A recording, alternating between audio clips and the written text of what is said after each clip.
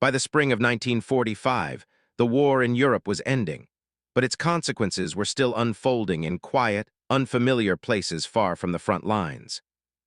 In the American Southwest, miles from ruined cities and shattered rail yards, a group of German women stepped down from a military transport onto dry, sun-baked ground.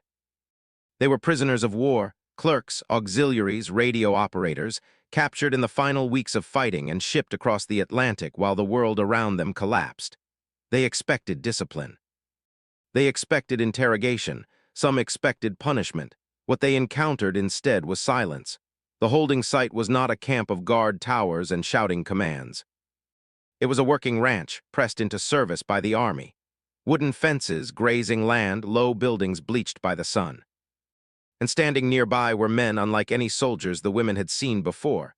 American ranch hands in worn denim, boots dusted white, hats pulled low against the glare. No one rushed them. No one barked orders. An officer read names from a clipboard. The women were assigned basic duties: sorting, cleaning, kitchen help, light work, temporary placement. When one name was called, a woman stepped forward slowly. She was unsteady, her posture rigid more from effort than discipline. Her uniform hung loose, sleeves too long, belt cinched far past where it once had been. One of the ranchers studied her for a moment, then spoke quietly. "She won't work today." The interpreter hesitated, then translated. The words landed strangely. In Germany, weakness meant scrutiny. It meant being pushed harder, not spared. The woman froze, unsure whether she had misunderstood. The rancher continued, nodding toward the house behind him. "She eats first." No one laughed, no one questioned it. The officer paused, then allowed it. Inside the house, the woman stood just inside the doorway, uncertain. The smell reached her before anything else: warm bread, coffee, meat cooking in a pan. She hadn't smelled food like this in years. An American woman at the stove glanced over once, then set down a plate and pulled out a chair. "Sit," she said. That was all. The woman lowered herself into the chair as if expecting it to be taken away. When the plate was placed in front of her, her hands trembled. She tried to eat slowly, carefully, but halfway through, tears fell, not from fear, but from something harder to understand. Outside, the other prisoners watched through the window. No one spoke. No one trusted what they were seeing. The next morning, the women assembled in the yard, ready for work out of habit more than instruction. Dawn passed, then more time. Nothing happened. An officer checked his watch and asked why labor hadn't begun. A rancher leaned against the fence and answered calmly, "Because some of them can't stand yet." The officer reminded him that schedules existed, that reports had to be filed, that the army had procedures. The rancher nodded once. "Then change the order," he said.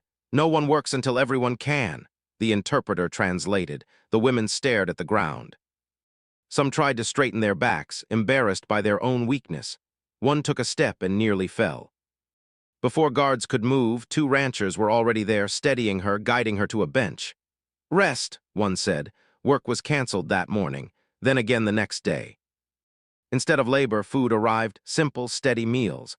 Water, blankets at night, shade during the heat of the afternoon. No speeches, no lectures. By the third day, small changes appeared. The women moved more steadily. They spoke more freely. One laughed quietly and stopped herself, surprised that the sound had come out at all. The officer watched from a distance. This was not in any manual. When higher command arrived to inspect the site, the contrast was impossible to ignore. There were no lines, no shouted orders. The women stood in small groups, some seated, some talking softly. One officer demanded an explanation. The oldest rancher stepped forward. "This isn't labor," he said evenly. "It's recovery." The officers noticed what he meant. The same woman who had been unable to stand days earlier now walked across the yard on her own. "She's stronger," one officer observed. "Yes," the rancher replied, "because she was fed before she was used." There was no argument. That afternoon, new orders were issued. The women would remain under care until cleared for transfer or repatriation. No forced labor. No acceleration. When the news was translated, there was no celebration, just quiet understanding. Days later, when transport trucks arrived, the ranchers lined the fence again. Hats off. Silent. The first woman, the one who had eaten before she worked, paused before climbing aboard. She stood upright, steady, then turned away without a word. The trucks pulled off, dust rising behind them. No records marked what happened there, no medals were given.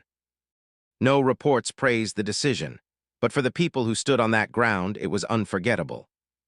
Because in the final months of a brutal war, far from battlefields and flags, a small choice replaced orders with mercy, and proved that sometimes the war truly ends when someone decides not to continue it.